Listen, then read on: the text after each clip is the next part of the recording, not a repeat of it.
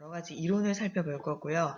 이 의사소통 이론에 기반을 한 여러분들의 이제 의사소통 유형이라든지, 네, 실제 부모와 자녀 간의 관계, 그 다음 실제 둘 이상 간의 대인 관계에서 적용할 수 있는 실제 편을 소개할까 합니다.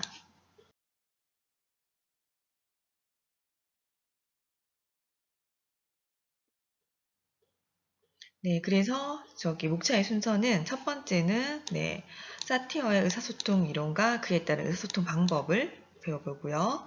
두 번째로는 번의 교류 분석 이론에 따른 의사소통 방법.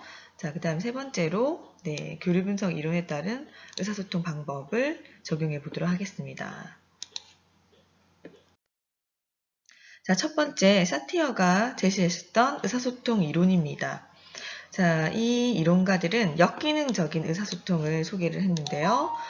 총 4가지로 이 역기능적인 의사소통 유형을 설명을 하고 그 특징들을 분석하셨습니다. 자, 우리가 이제 의사소통에 방해가 되는 역기능적인 의사소통 유형 어떤 것들이 있나요? 여러분들 막 떠오르실 건데요. 그 첫 번째로 저는 회유형을 들고 싶습니다. 이 사티어가 말하기로 회유형은요. 자신의 느낌이나 생각을 무시하고 다른 사람이 그냥 기분을 맞추기 위해서 애쓰는 유형. 이것 또한 진정한 의미에서 의사소통이 될 수가 없겠죠. 자, 그래서 이 회유형의 사람들은 이런 역기능적인 대처 방식으로 자신의 가치나 존중보다는 무조건적으로 다른 사람의 기분만 맞추기 위해서 좀 가식적인 이런 류의 사람들이죠. 네, 그래서 사람들의 기분을 상하게 하지 않기 위해서 무조건적으로 남의 그렇죠 동조하거나 저 사람이 무슨 생각하는지 모름에도 불구하고 무조건적으로 그냥 예예 거리는 거 또는 비굴한 자세를 취하는 거. 만약에 문제가 생기면 설사 그 잘못의 원인이 자신이 아니라 하더라도 무조건적으로 네 제가 잘못했습니다. 그래서 받아들이는 거. 무조건 자신을 빌고 결국에는 이러한 유형의 사람들은 자기 비난 또한 감수하는 형태를 얘기합니다. 대부분의 이런 유형의 의사소통을 한다면 진정한 의미에서 내 의사소통을 잘했다라고 볼 수 있을까요? 아니죠. 그래서 이 회유형은 바로 역기능적인 의사소통 유형의 첫 번째 유형입니다. 이들의 대부분 언어적인 이런 표현은 제가 잘못했어요. 오로지 당신 널 위해서 내가 산다라든지 너무 지나치게 이렇게 타인을 이제 올려붙이는 거죠. 당신이 없으면 이제 큰일이에요. 이렇게 하는 거. 자, 이들의 정서 반응은 약간 좀 구걸하는 느낌, 자신 없는 목소리나 그러한 자세를 취한다고 합니다. 행동은요, 늘 이 사람들은 변명하고, 양보하고, 그 다음에 약간 이렇게 우는 소리, 그 다음에 굉장히 순교적이고 모든 것을 다 그냥, 타인에게 맞추는 이런 형태의 행동. 그래서 이들이 가진 내적 경험은요, 결국에는, 의사소통을 하는 사람으로 하여금, 저 사람 아무 생각이 없어. 저 사람 늘 그냥 오케이야. 아무 가치도 없어. 라는 이런 경험을 가지게끔 비춰지겠죠. 자, 그래서 이러한 그 회유형들의 또 특징을 보면 이들이 이제 주로 대부분 사용하는 말을 우리가 배워봤는데 일반적으로 모두가 제 잘못이에요. 죄송합니다. 용서해 주세요. 나는 당신을 행복하기 위해서 존재합니다. 등의 말입니다. 자, 이런 말들을 하는 사람에게는 나는 힘이 없다. 이 내포된 의미입니다. 난 아무것도 아닌 것 같다라는 생각이 이 말 속에 내재되어 있다라고 의사소통하는 사람들은 느낄 수밖에 없죠. 그래서 이 회유형의 행동들은 지나치게 착해서 모든 상황을 좋게만 처리하려고 애를 쓰는 류의 사람이기 때문에 결국에는 이 사람들이 늘 똑같은 이러한 잘못했어요. 당신이 알아서 하세요. 네, 나의 잘못입니다. 이런 메시지를 들으면 늘 변명한다. 좀 우는 소리를 한다. 라고 해서 자존감이 굉장히 낮아 보이는 유형의 사람으로 우리는 평가하게 됩니다. 자, 또 이 회유형의 특징은요. 이들의 대처 방식은 자신은 갈등 상황을 해결하는데 어느 정도를 기여했다고 느끼지만 실제로 이게 해결됐나요? 아니죠. 실제로는 자신과 타인에게 많은 상처를 입히는 결과를 초래합니다. 그렇기 때문에 이 회유형들은 역기능적인 의사소통 유형에 속하고 있고요. 그 결과 이런 회유형의 사람들은 결론적으로 신경이 굉장히 과민하고 이 사람들이 우울증을 많이 앓고 있고요. 결국 이 사람들이 자살적인 충동, 자살을 일으키는 경향을 많이 보이고 자멸적인 이런 경향을 나타내기도 합니다. 또는 신체적으로는 이 사람들은 늘 스트레스 받는 상황, 위축되어 있고 이렇기 때문에 소화 계통에서 이제 위장 장애라든지 당뇨, 편두통, 변비를 호소합니다. 자, 이 회유형의 이 자아 존중의 3요소 중 타인과 상황의 2요소는 존중되지만 완전히 자기는 무시되고 있는 상태이기 때문에 이들의 자아 존중감 수치도 굉장히 낮게 되죠. 그래서 우리는 이런 회유형의 의사표현 방식은 좀 바꾸셔야 되겠죠? 자, 두 번째 역기능적인 의사소통 유형은요. 네, 여러분 잘 아시는 비난형입니다. 어떤 사람들은 늘 부정적으로 얘기하는 사람들이 있죠. 이 비난형은요. 자신을 보호하기 위해서 다른 사람을 끊임없이 무시하고 결점을 지적하고 약간 좀 독재자처럼 타인을 통제하고 명령하는 유형의 사람들입니다. 좀 권위적이고요. 자, 그래서 이 회유형과는 어떻게 보면은 정반대의 의사소통 유형이고요. 이들은 일이 잘못되면 다른 사람의 잘못으로 잘 돌립니다. 주로 하는 말은 내 탓이야. 내가 제대로 하는 것이 있니? 너 때문이야. 당신 문제야. 라는 얘기를 많이 하죠. 이들의 언어 표현은 모든 게 다 내 잘못이야. 넌 제대로 하는 게 없구나. 문제가 뭐냐? 네가 잘못했어. 이러한 언어 표현들을 주로 많이 하는 사람들을 한번 떠올려 보시기 바랍니다. 나에게 잘못은 하나도 없어. 뭐 이런 것들. 자, 그래서 이들의 비난 행위는 다른 사람과 가까워지고 싶은 어느 정도의 욕구를 숨기기 위한 것이라고 학자들은 설명을 하는데, 내면적으로는 이들은 오히려 외롭고 소외감을 느끼고 스스로를 외로운 실패자라고 이렇게 이제 자기 내면화를 시키고 있어요. 결국에는 이 그 비난형들의 심리 안에는 분노, 짜증, 반항, 적대감, 뭐 편집증, 폭력, 반사회적인 특성을 지니고 있다고 보시면 됩니다. 그래서 이들의 정서 반응은 결국에는 이제 내가 대장이라는 마음. 그렇지만은 그 내포된 정서 반응 안에는 네, 이들이 굉장히 이제 여러 가지 복합된 부정적인 감정들이 쌓여 있는 거고요. 결국에는 이런 감정들 때문에, 이런 정서들 때문에 드러나는 행동은 상대를 위해서 늘 공격하거나 명령하거나 그들의 약점을 뭡니까? 지적하거나 이런 유의 사람들이죠. 이들이 가지고 있는 내적 경험은 결국에는 난 외로운 실패자예요. 나를 위로해 주세요라는 메시지가 담겨 있다는 것을 여러분이 아셔야 됩니다. 네, 그 다음 또는 네, 피해자 코스프레 아시죠? 난 세상의 피해자야 라는 이런 내적 경험들을 많이 가진 사람들이 비난형의 의사소통 유형을 많이 한다고 합니다. 자, 그래서 이 비난형들은 긴장 상황에서 외형적으로 드러나는 행동 특성을 좀 파악해 보시면 되는데, 다른 사람을 탓하고 좀 소리를 지르거나 위협하거나 명령하고 주장하는 행동 패턴들을 많이 보이고요. 이런 류의 사람들이 가지고 있는 신체적인 증상으로는 늘 근육을 긴장, 통증, 혈액순환이 잘 안 되고 고혈압을 가지는 특징들이 있다고 합니다.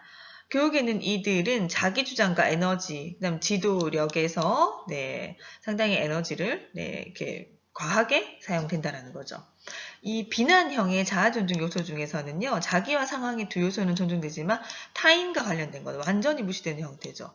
네, 그리고 상대방이 회유형일 때 비난형이 역기능적인 의사소통은 좀 더 극대화됩니다. 앞에 회유형은 늘 뭡니까? 저자세. 비난형은 늘 공격적인 거.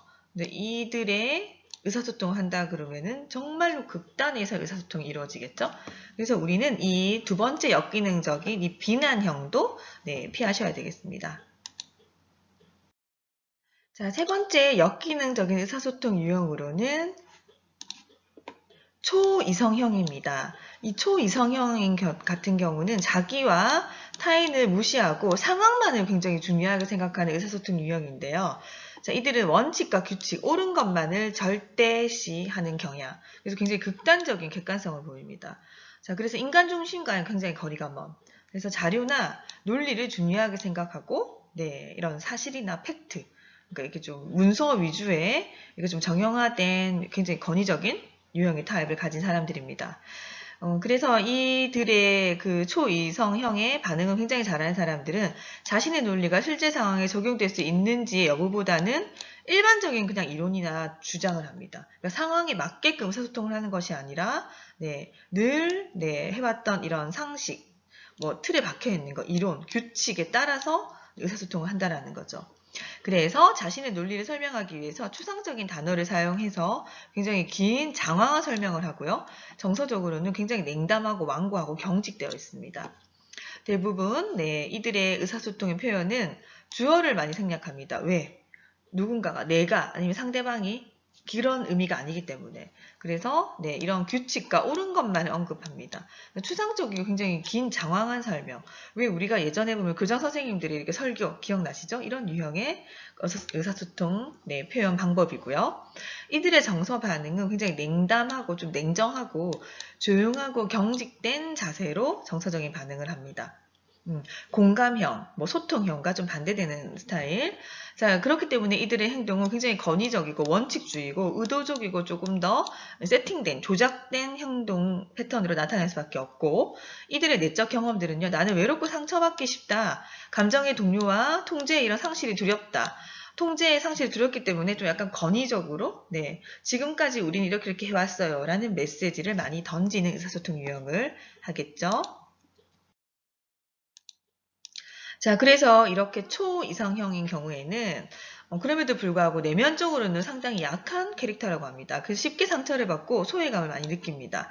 이것은 일반적인 논리나 규칙을 주장하는 심리이면 그 내면에는 자신의 능력이 부족해서 좀 이렇게 감정적으로 또는 심리적으로 좀 약간 혼란의 상태, 혼동된 상태에 있다라는 것을 드러내는 게 두려워서 감추기 위해서 오히려 더 초의성적인 반응을 하기 때문입니다. 내 생각이에요 라고 말하기 힘들 캐릭터들. 그래서 내 생각이라고 하면 뭔가 이런 질책이나 책임을 내가 져야 될까봐. 그래서 뭐 우리 조직에서는 늘 이렇게 해왔어요 라는 표현을 많이 쓰는 유형의 사람들이 바로 초이성형이죠. 이런 같은 성향 때문에 초이성형의 사람들은 신체적으로는요, 극심한 스트레스로 인해서 암, 심장마비, 뭐 건조성 질병이라든지 임파 조직의 질병 등이 발생할 가능성이 많다라고 하는 것이 연구 결과고요. 이들의 가진 자원은 지성, 그렇기 때문에 지식, 누구누구가 말했어요. 뭐 이런 것들을 많이 찾아야 되기 때문에 네, 이런 좀 끈기 있는 문제 해결력을 많이 가지려고 노력을 합니다. 그래서 이 유형들의 자아존중 요소 중에서는요, 상황은 존중되지만 교육에는 타인도 무시되고 자신의 생각, 감정도 무시되는 이런 유형이죠. 그래서 우리가 이 세 번째 초이성형 의사소통 유형도 피해야 할 의사소통 유형이 되겠습니다. 네, 그 다음에 역기능적인 의사소통 유형의 네 번째로는 산만형이 있습니다. 산만형 이런 캐릭터 많이 주변에서 보실 수 있죠. 이들의 유형은 생각, 말, 행동들이 굉장히 자주 바뀌고 동시에 여러 가지 행동들을 하려고 하는 유형들. 자, 그래서 초이성형과는 반대의 유형이죠. 네. 그래서 주제에 관심을 두지 않고 이 사람들은 사람들의 관심을 많이 가져요. 다른 사람들 관심을 굉장히 분산시키고 상황에 적절하게 행동하지도 않고 굉장히 분주하면서 바쁜 척을 하는 캐릭터입니다. 또한 심각한 상황에서도 굉장히 그냥 이렇게 말을 너무 쉽게 하는 사람들, 가볍게 생각하는 경향이 있어서 농담이나 또는 딴짓을 한다든지 해서 그 상황을 조금 회피하려고 모면하려는 유형들의 사람들이 많고요. 이들의 언어적인 표현은 초점이 없는 대화나 주제가 늘 바뀌거나 내가 뭐라고 했더라? 이런 얘기를 잘 쓰시거나 그 다음에 이제 그대로 놔둬라, 뭐 내버려둬라, 뭐 그건 우리 관심 가지지 말자 이런 식으로 얼렁뚱땅 해버리는 유형의 언어적인 표현. 이들의 정서 반응은요 굉장히 혼란스럽습니다. 그래서 지금 내랑 저기 A 주제를 하고 있지만 마음은 이미 또 콩밭에 있는 거, 집중을 좀 잘하는 유형의 사람들. 자, 그렇기 때문에 산만형의 행동 패턴들은요 계속해서 이제 늘 움직이고 비스듬히 앉아 있거나 네, 이렇게 조금 주의 집중을 하지 않는 캐릭터들, 주의가 산만하고 부산하고 뭐 아니면 남의 얘기 갑자기 끼어들어서 네, 주의를 흐트러 버리거나 이런 유형의 사람들이 많고, 자, 이 산만형의 내적 경험들은요, 이곳은 내가 설 자리가 아니야. 그냥 뭐 대화가 인간관계를 하는 거지. 뭐 아무것도 상관하지 않겠다라는 약간 무관심이 이 내적 경험에 깔려 있다고 합니다. 자, 그래서 이 산만형들은요, 주로 하는 말은 날 내버려도 그대로도 무슨 상관이야. 왜 이렇게 심각해. 넘어가자. 쟤들이 알아서 하겠지. 이런 거. 내면에는 아무도 나에 관심이 없어. 내가 살 곳이 없어. 내가 말해봤자 내 얘기는 결정권이 없어.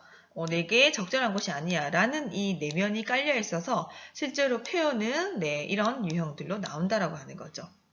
자, 이로 인해서 혼돈, 부적절함을 늘 자주 경험하기 때문에 이들은 지나치게 활동적이거나 지나치게 소극적인 좀 양면의 패턴을 보이고요. 좀 사람을 봤을 때 저 사람 행동이 좀 불안하다라는 것을 느낄 수 있고, 어떻게 보면은 저 사람 아무 생각이 없어. 바보스럽거나 피상적이거나 이러한 행동들을 많이 보인다고 합니다.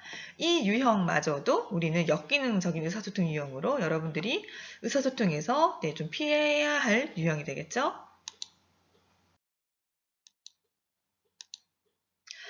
자, 그래서 실제로 이 심리 상담 현장에서 3만형의 사람들을 대하기가 가장 어려운데요. 왜? 상담 도중에 주제에 집중하지 못하기 때문에, 또는 외형적으로 너무 산만하기 때문에 뭔가 깊이 있게 의사소통을 하기 힘든 유형 중에 가장 어려운 케이스입니다. 그런데 이들 특성 때문에 때로는 내담자가 그렇게 행동하고 말하고 하는 이런 그 배경이나 상황을 잘 파악하지 않은 채 3만형의 사람이라고 그냥 단정해 버릴 수 있기 때문에 우리는 좀 주의 깊게 이들을 관찰하셔야 되고요. 이 3만형의 신체적인 특징으로는 신체적으로 이들은 신경계통의 장애나 변비, 위장장애, 메스꺼움, 당뇨, 편두통을 호소하기도 합니다. 이들의 자원은 유머나 즐거움, 자발성, 창의성인데 이 3만형에서 자아존중의 3요소 중 타인, 그다음에 자기 상황 모두 무시되고 있는 상태. 어떻게 보면은 이 가장 심각한 역기능적인 의사소통 유형이라고 볼 수 있겠죠. 자, 그 다음에 마지막으로 우리가 기능적인 의사소통 유형을 가지셔야 되는데요. 바로 일치형입니다. 일치형 의사소통의 속성은 의사소통의 내용과 감정이 일치하는 것이에요. 내 감정을 있는 그대로 잘 의사소통하는 거. 굉장히 바람직한 유형이죠. 그래서 의사소통 및 대처 방식은 다른 유형과 달리 기능적인 유형으로 결국에는 우리가 이러한 그 일체형으로 의사소통을 해야 된다라는 목표가 되기도 합니다. 이 유형의 사람들은 말하는 신체 자세나 음조, 표정이 굉장히 자연스럽고 말과 그 내용이 일치되고 있습니다. 자, 또한 긴장 상태에서도 자신의 감정을 잘 알아차리고 이를 적절하게 표현합니다.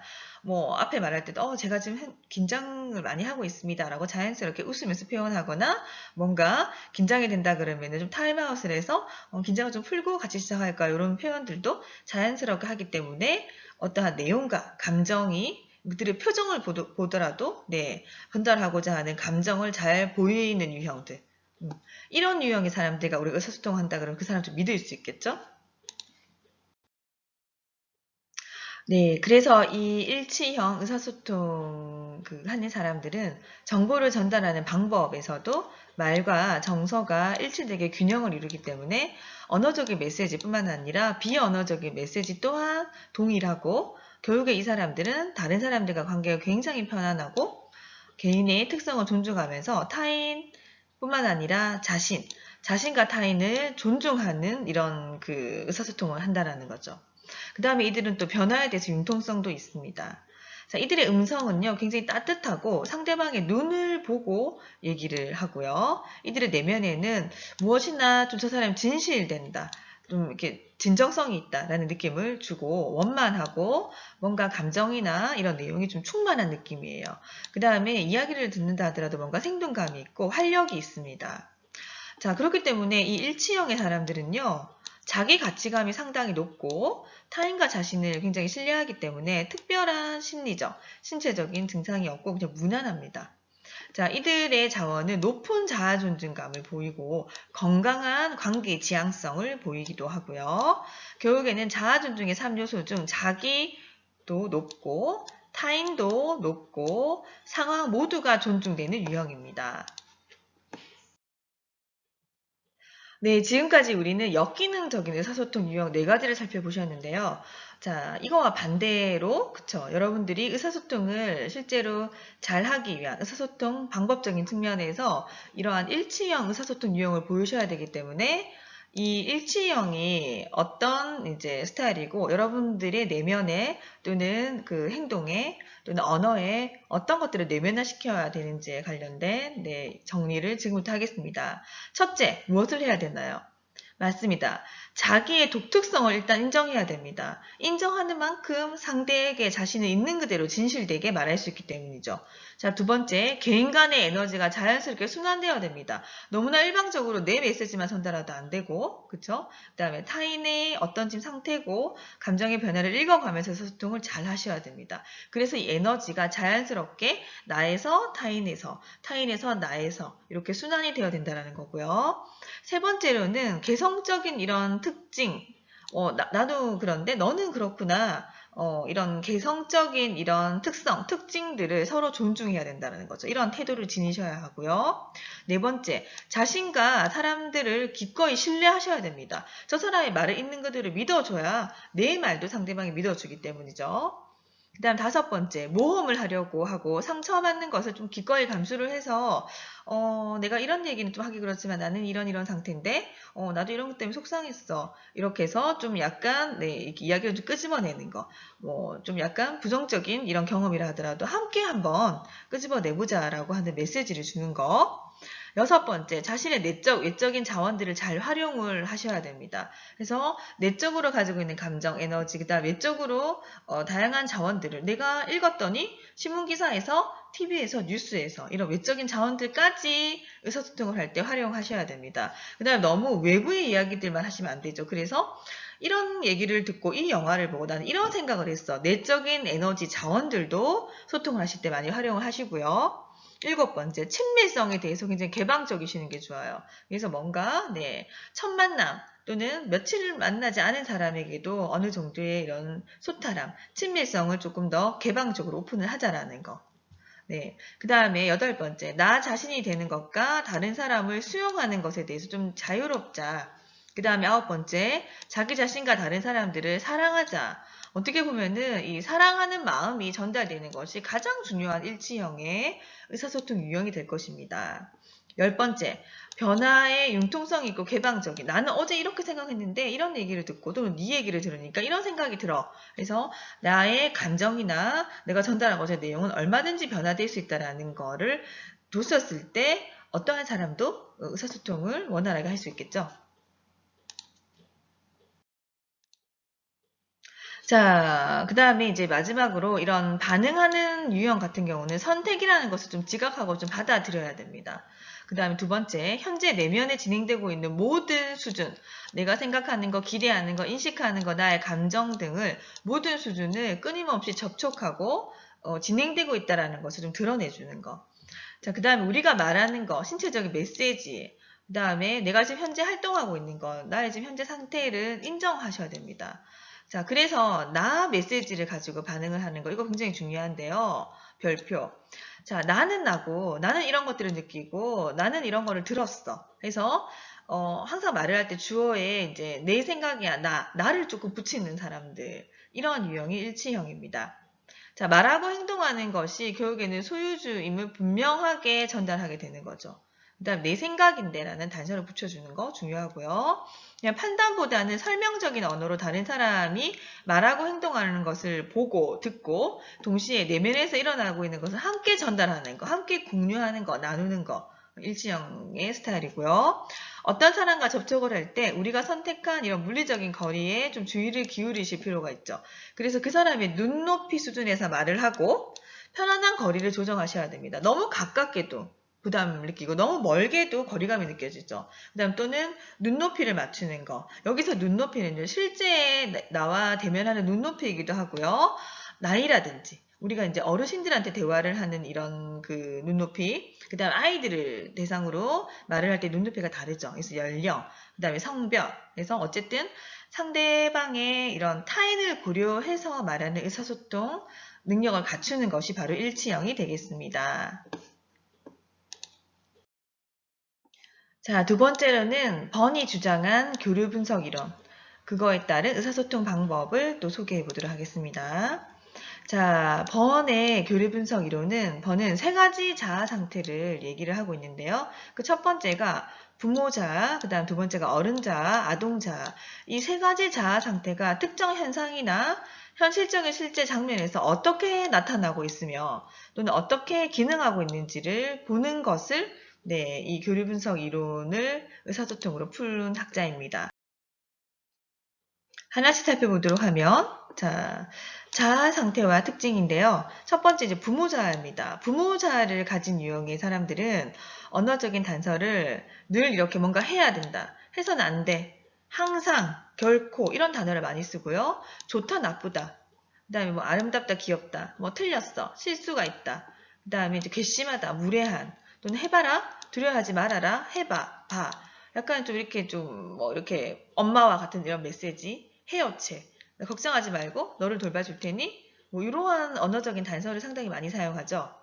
이들의 행동적인 자세의 단서는요. 손가락질해서 비난한다, 좀 등을 돌린다, 뭐 접촉해서 이렇게 위로를 잘하는 캐릭터, 탁자를 탁 친다라든지 눈을 위로 탁 치켜뜨고 얘기한다든지 발을 쿵쿵거리고 양손을 참는다든지 팔짱을 끼고 이렇게 뭐 턱을 잡아당기는 이런 표정이라든지 얼굴을 위로 향해 훑어본다라든지 이런 유형의 사람들이 부모 자아를 가진 유형의 사람들입니다.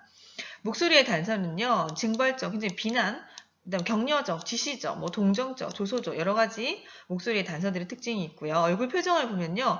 이렇게 뭐 해야 돼, 하지 말아야 돼 하기 때문에 좀 불쾌한 얼굴 표정, 이마에는 이제 주름이 좀 잡혀 있다라든지 거만한 미소, 이렇게 비웃는 미소, 뭐 이런 특징들을 가지고 있는 것이 부모 자아 유형입니다. 자, 그 다음에 어른자 같은 경우는요. 언어적인 단서는 육하 원칙을 따라요. 언제 그랬어? 어디서 누가 무엇을 어떻게 왜? 이렇게. 그래서 이것은 이제 실증되지 않은 이런 의견이다. 그래서 시도를 해보겠니? 원인을 조사해보자. 통계에 따르면 뭐 회의는 토요일 몇 시입니다. 이렇게 약간 뭔가 네, 좀 따지려고 하는 느낌의 사람들, 육하 원칙에 따라서 말을 하는 사람들 유형이고요.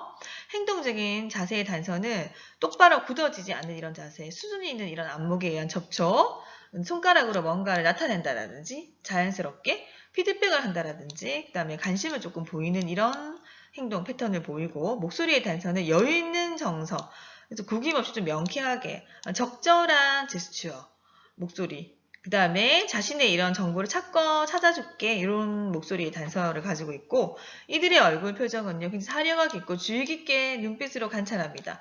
질문하듯이 그건 왜 그랬어? 언제 그랬어? 이렇게 하는 반응들. 그 다음에 지금 여기에 반응. 그 다음에 약간 조금 긴밀한 깊이 있는 눈빛. 자신에 찬 얼굴 모습을 많이 보일 가능성이 높습니다. 자, 그 다음에 아동자를 가진 이 패턴들도 있죠. 이들의 언어 단서는요. 와, 깜짝이야. 도와주세요, 늘. 당신이 나를 울렸어요. 그는 틀렸어요. 내 쪽이 저 사람들보다 나아요. 그 다음에 집에 돌아가고 싶어요. 노는 편이에요. 이렇게 좀 약간 이러한 표현의 언어적인 단서. 행동적인 단서는요. 의기소침하고 낙담하고 짜증을 좀 많이 부리거나 또는 반대로 신이 마음이 들떠 있거나 깡충깡충 뛰거나 또는 머뭇거리거나 손톱을 깨물거나 불안하다라는 거. 뭔가 아동자의 색깔이 보이죠.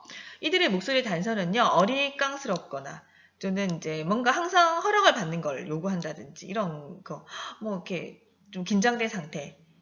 그 다음에 또는 입에 늘 욕을 달고 살거나 이런 목소리, 그 다음 못살게 굴거나 큰 소리로 이렇게 좀 강하게 웃거나 흥분된 상태에서 재빨리 말해버리거나 아이스러운 이런 특징들을 가지고 있고 뭐 얼굴 표정은 뭐 뾰루퉁한 얼굴이거나 타인의 눈을 치켜뜬다든지 또 내려뜬다든지 또 너무 기뻐한다든지 아기가 없이 순진한 멍한 표정, 눈을 크게 뜬 얼굴이라든지 또는 침울한 얼굴들 이런 것들을 생각하시면 될 것입니다. 자, 이러한 여러 가지 이르게 우리가 자아를 패턴을 보고 결국에서는 교류 분석에서는요. 굴딩이 말하는 의사소통 방법을 배워볼 건데요. 어떻게 보면 이게 좀 통합된 이론이에요. 그래서 이 굴딩이 제시했었던 교류 분석 이론 같은 경우는 집단이나 가족 치료를 위한 이런 협회에서 굴딩이 지도자였는데 이 굴딩이 이 교류 분석 이론을 주장을 하면서 이것을 약간 의사소통 방법으로 실제화시켰던 학자입니다. 그래서 이 사람이 얘기했던 것이 TA 개념을 주장했는데 TA 기본 개념은 명령이나 또는 하지 말라라는 거. 우리가 명령이라는 단어는 어때요? 부모 자신의 이런 고통들, 뭐 분노나 불안이나 좌절이나 불행으로부터 부모의 내면에 있는 아동에 의해서 그 아동에게 주어지는 메시지를 우리는 명령이라고 하는데 지금부터는 그것들에 대해서 구체적인 예를 들어가면서 설명해 보도록 하겠습니다. 하겠습니다. 첫 번째로 실제편은 명령과 초기 결정들입니다. 우리가 이제 하지 말라라는 메시지. 그래서 이 메시지 같은 경우는 위협적인 부모들에 의해서 주어지는 명령이죠. 그래서 이 메시지 하지 말라라는 이 명령은 아동에게 어떤 일이 또는 재앙이 초래할지 모르니까 해서는 안 된다라고 강력하게 말하는 메시지가 들어있어요. 그래서 이 명령을 수락한 아동들은 그들이 하는 어떤 것도 정당하거나 안전하지 못하다고 생각을 해서 다른 사람들에게 그들을 보호해 주세요 또는 그들을 위해서 결정을 해 주세요라는 기대를 내포하고 있습니다. 이렇게 하지 말라라는 이런 메시지들을 가능한 결정들은 무엇이 있을까요? 아이들이 생각. 그래서 나는 스스로 결정할 수 없어요 라는 것들이 내포되어 있고요. 그래서 다른 사람들에게 어떻게 해야 될지 나에게 말해주세요 라는 부탁이 또 들어있고요. 나는 다시는 내 스스로 결정할 수 없을 거예요. 나는 잘못될 결정을 내릴까 봐 두려워요. 그래서 결정하고 싶지 않아요 라는 메시지가 들어있습니다.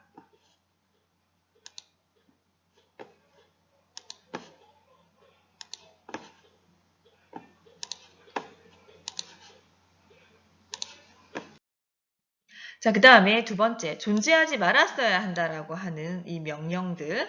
자, 모든 메시지 중에서 어떻게 보면 가장 치명적인 거예요. 이런 의사소통 하지 말아야 되겠죠. 자, 그래서 그렇지만 이제 부모들이 자주 쓰는 거예요. 부모들의 태도 속에서 은근히 아동들에게 전달됩니다. 내가 넣지 말았어야 하는데, 너 다리 밑에서 주워왔어. 너와 함께 하지 말았어야 되는데, 어쩌다가 너 내 애가 됐니? 이런 메시지들. 네. 이런 하지 말았어야 하는 메시지는요, 굉장히 잔인성 또는 무관심을 내포하고 있어요. 회피하려는. 자, 이러한 메시지들을 많이 듣는 거. 이러한 것에는 어떤 것들이 내포되어 있냐면, 나는 당신이 날 사랑하도록 하겠어요. 비록 그것이 나를 죽이는 것일지라도. 굉장히 무섭죠, 메시지가. 나는 당신이 원하는 것을 하겠어요. 그리고 내가 이 집안에 존재하지 않는 것처럼 행동하겠어요. 만약 상태가 너무 나빠진다면 난 죽겠어요. 이런 얘기들을 많이 듣는 자녀들은 바로 이러한 생각들을 하게 된다는 거죠. 그 다음 세 번째, 또 하지 말아야 할 유형들, 명령들. 가까이 하지 말라라는 부모의 메시지. 신체적으로 접촉하지 않거나 아동을 한쪽으로 밀어놓는 좀 유형의 부모들에게 많이 나타나는데 이 메시지는 믿지 말고 사랑하지 말라라는 게 들어있습니다. 그래서 이 가까이 하지 말라라는 그 가능한 생각들은 나는 스스로 가까이 하지 않겠어요. 왜냐하면 그렇게 하면 사람들이 나를 떠나가니까요. 나는 가까이 하지 않겠어요. 그렇게 하는 거 상처를 덜 받는 길, 상처를 받지 않는 길이니까요. 나는 다시는 여자를 믿지 않겠어요. 그쵸? 굉장히 이것 또한 아이들이 정서에 굉장히 부정적인 영향을 미치는 거죠. 그 다음에 중요하지 않다라는 식의 메시지가 전달되면 아동들은 어떻게 될까요? 네, 아동들은 개인적으로 무시당한다는 느낌을 받게 되고요. 그래서 이들은 자신이 중요하지 않다라고 생각하거나 원하거나 필요하지 않는다라는 생각을 하게 됩니다. 중요하지 않다라는 것은 이 어떤 또 그 패턴으로 나오냐면 나는 결코 자신이 중요하지도 않고 또 그렇게 느끼지도 않아요. 내가 중요한 존재가 된다 해도 나는 누구에게도 알릴 수 없을 거예요. 굉장히 슬프죠? 그 다음에 어린아이처럼 굴지 마라라고 늘 얘기하는 부모. 이런 메시지는 책임감을 갖고 다른 아동을 돌볼 것을 요구합니다. 특히 첫째에게 많이 주는 메시지인데요. 성장함에 따라서 아동은 장난치거나 좀 어린아이 같은 행동을 좀 하는 게 인간의 본연의 모습이 자연스러운데 이런 행동들이 허용되지 않구나라는 메시지를 늘 가지고 사는 거예요. 자, 이런 류의 의사소통을 부모에게서 많이 받은 아이들은 나는 언제나 어른다울 거예요. 결코 어린이 같은 짓을 하지 않겠어요. 나는 다른 사람을 돌보겠어요. 결코 내 자신을 위해서 어떤 것을 해달라고 요구하지 않겠어요. 네, 또한 부정적인 욕구를 가지게 되겠죠. 그 다음에 성장하지 말라라는 부모의 메시지는 아동을 넘어서서 자라지 말라. 자라서 내게서 떠나지 말라. 뭐 아동으로 남아서 성관계를 하지 말라. 뭐 이런 메시지들이 들어있는데 이런 명령은 이런 명령을 많이 하는 부모의 아동들은 자라서 자신들이 다룰 수 없게 됨을 염려하는 부모들에게서 주어집니다. 그래서 이런 메시지를 많이 들은 아이들 같은 경우는 나는 성관계를 원치 않아요. 그렇게 되면 나의 아빠가 나를 거절할 거예요. 우리 부모가 나를 거부할 거예요. 나는 어린아이로 남아서 무기력한 상태로 있을 거야. 나는 어른이 되는 게 무서워요. 왜냐하면 나의 부모로부터 좋은 선물을 받을 수 있으니까요. 이런 식으로. 그래서 결국에는 아이의 자아 성장을 방해하는 의사소통 방법입니다. 그 다음에 성공하지 말라. 전형적으로 부모가 아동을 비난한다면 이런 메시지들을 많이 줄 수 있는데 너는 그것을 할 수 없어. 너는 옳은 일을 결정할 수 없어. 늘 아동들의 실패에 부딪히면은 결국 성공할 수 없다라는 메시지를 지속적으로 아이들한테 주는 메시지죠. 자, 이렇게 되면 어떻게 될까요? 나는 근본적으로 어리석어서 내 길을 잃게 될 거예요. 나는 죽는 한이 있더라도 내가 그것을 할 수 있다는 것을 보여줄 거예요. 뭐 이렇게 억지를 쓴다든지. 내가 아무리 노력한다 하더라도 나는 결국 훌륭해질 수 없을 거예요. 늘 자신을 부정적으로 생각하는 아이가 되겠죠. 그다음 너처럼 되지 말았어야 해. 너는 성적이 잘못 나왔어. 내가 만약 뭐 아들이었다면, 딸이었다면, 우리나라는 그런 얘기들 많이 하죠. 했다면 내가 너를 사랑했을 텐데, 그쵸? 뭐 이러한 부모에 의해서 늘 이런 얘기를 듣는 아이들 같은 경우는 부모의 인정을 받기 위해서 아동은 끊임없이 부모가 그들에게 원하는 것이 무엇인지를 알고 그 행동을 하려고 할 것입니다. 이런 패턴의 이야기, 의사소통을 많이 듣게 된 아이들은요. 내가 아무리 노력해도 하려고 해도 부모를 기쁘게 해줄 수 없어. 왜? 나는 남자아이가 아니니까. 그 다음에 나는 내가 남자인 것처럼 행동하겠어. 뭐 이렇게. 뭐 이런 아이들 같은 경우도 굉장히 부정적인 메시지를 많이 가지고 살겠죠. 네, 지금까지는 이제 굴딩이 말했던 교류 분석, 심리학적인 이론에 따른 의사소통의 부정적인 이런 패턴, 그다음 실제 예를 살펴보았는데요. 자, 이번에는 좀 긍정적인 측면으로 우리가 이제 애무라는 걸 살펴볼 건데, T에서 애무는 인지 형태입니다. 서로의 대화를 위해서 이것들을 사용하는데, 이 애무도 여러 가지 유형으로 나눌 수 있습니다. 여러분들이 들어보시고, 여러분들은 과연 어떤 애무를 선택해서 의사소통을 해야 되는지를 찾아보시기 바랍니다. 첫 번째 긍정적인 애무는요. 나는 너를 좋아한다 라는 것처럼 말을 하는 메시지, 따뜻한 신체적인 애무를 함께하면서 수락하는 말들, 받아들이는 몸짓들, 친밀한 몸짓들로 긍정적인 애무를 통한 메시지를 전달하는 거 중요하겠죠. 그 다음에 반대로 부정적인 애무, 난 너를 좋아하지 않아 라는 거 이미 깔려있어요. 말하는 것에. 그래서 항상 좀 약간 이렇게 조금 경계하는 거, 언어적인, 비언어적인 행동으로 나타나는 패턴. 그 다음에 조건과 비조건적인 애무로 나눌 수 있는데요. 조건적인 애무는 나는 내가 이렇게 한다면 좋아할 거다. 네가 엄마 말을 잘 듣는다면 나는 너를 사랑할 것이다. 이게 조금 어린 자녀들을 둔 부모들이 잘못된 애무 형태를 쓰는 패턴이죠. 그 다음 무조건적인 애무는 어때요? 나는 내가 어떤 존재이든 어떤 일을 했던 어떤 딸이든 아들이든 기꺼이 너를 수용하고 네가 좀 잘못을 한다 하더라도 함께 해결하기 위해서 협의할 수 있다. 여러분들은 어떤 애무를 하는 부모에게 전적인 사랑을 느낄까요? 네, 우리는 이렇게 긍정적인 무조건적인 애무를 할 수 있는 부모가 되어야 되겠습니다. 자, 이렇게 긍정적인 애무는요, 아동의 성장을 촉진시키는 촉매제입니다.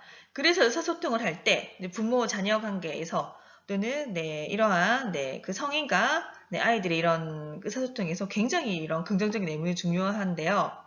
뭐 스승과 제자 이런 관계에서도 좋고, 조직에서의 뭡니까 상하해서 리더자가 이 밑에 그 타인들을 이끌 때도 굉장히 중요한 메시지입니다. 애정과 승인의 형태로 표현되는데 만약 이런 애무가 자발적이라면 이 애무로부터 정신적인 영양분을 공급돼서 굉장히 의사소통이 잘 일어나고 이런 신뢰하는 관계에서 의사소통이 진행되겠죠. 그런데 부정적인 애무는 아동의 성장을 후퇴시킵니다. 이러한 애무들은요, 아동을 왜소화시키고 무안을 주며 조롱을 하게 되고 결국에는 아동의 자아존중감, 존엄성마저 짓밟게 되고요. 어떻게 보면은 가장 부정적인, 가장 나쁜 경우에 이런 부정적인 애무는 차라리 애무를 하지 못한 것만 못하다. 부정적인 애무를 줄 바에는 애무라는 것 하지 말라라고 강력한 메시지를 드리고 마무리하도록 하겠습니다.